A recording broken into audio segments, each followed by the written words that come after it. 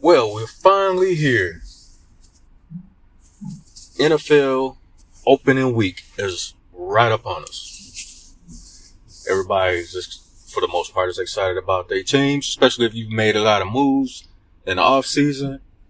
You know, good drafting, brought in good free agents, all of that good stuff. Me being a Bears fan, looking very much forward to what's going down this Sunday. And those of you who are not, I'm sure you kind of hype about your teams, unless you know your team is just going to be just outright, just trash. Just, you in a rebuilding season or in year 2 of a rebuilding season. I'm looking at Carolina. Thank you for those picks, though, putting us, the Bears, in a position that we are currently in. And I know a lot of Bajent butt sniffers are not going to like this very much, but I'm looking forward to Caleb Williams hitting the field this Sunday and doing his thing. And he's going to show all the doubters that have been doubting his ability and what he can actually do in this offense. He's going to show everybody what's up. In a lot of cities, especially in Chicago, everybody's always in love with the backup quarterback. Just like no matter who it is, no matter what the starter, if the starter is playing good, then those thoughts are silenced for a short period of time. But then as soon as the starter starts struggling, we got to put the backup in. And Bears fans, we are notorious for that because we have PTSD. We don't know what a franchise quarterback looks like, so we are always thinking that, maybe the backup is better. And then we keep recycling backup after backup after backup, only to realize, hey, maybe we don't have a starter on our team, let alone a franchise quarterback. But hopefully this era, the Caleb Williams era that's starting this Sunday, hopefully that will be the beginning of something.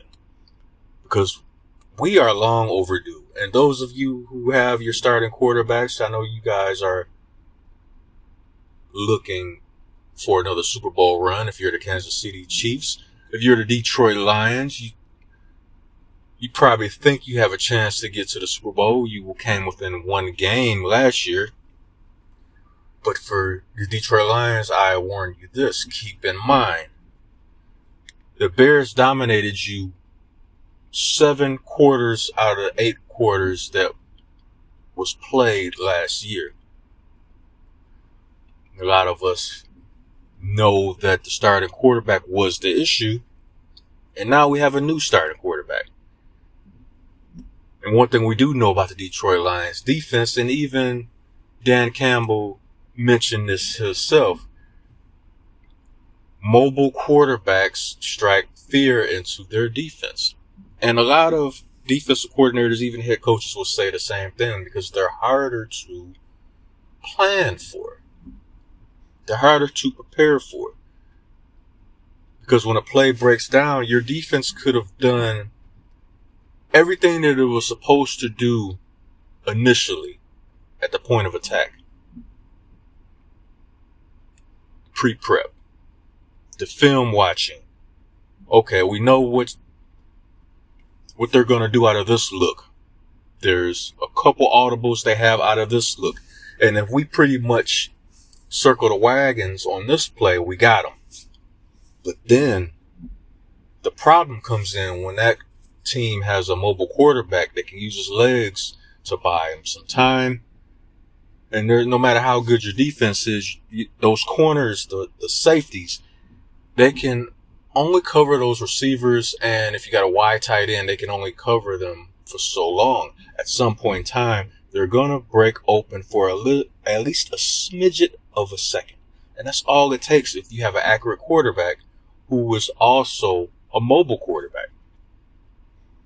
And this is why a lot of defenses, they tend to lose sleep over night when they're going up against a mobile quarterback, because it's like, okay, if we shut this offensive play down and this mobile quarterback starts to maneuver and get outside of the pocket, what do we do then? How can we blanket, especially if they have quality receivers? Those receivers are going to find openings in the zone if you're playing zone. If you're playing man-to-man, good luck with that. Because in today's times, I don't see a Deion Sanders in his prime caliber corners out there. I don't see a Darrelle Revis in his prime out there. So how long can you, when you're playing man, how long can you actually stay with these receivers? If you're playing zone, at some point, there's going to be a hole that's going to be open. And if a receiver sits in that hole, that's going to be a first down real easy. Wow. Especially if he's accurate, he's mobile. And that brings me back to the Detroit Lions and our division. Our division is going to be one of the toughest divisions in football this year. We're going to kick Green Bay's ass, in my opinion.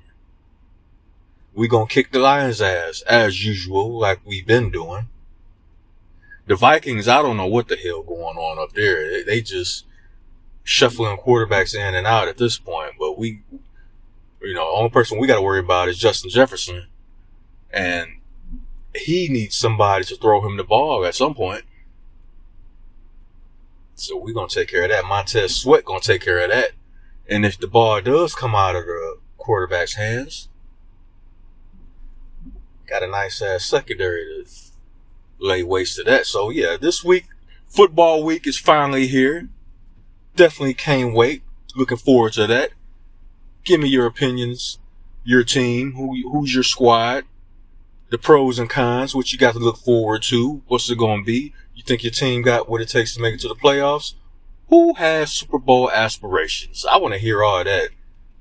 Let me know what you think down in the comment section down below. I'm going to be down there chopping it up with y'all. Let's go. It's NFL week this week. Bear down.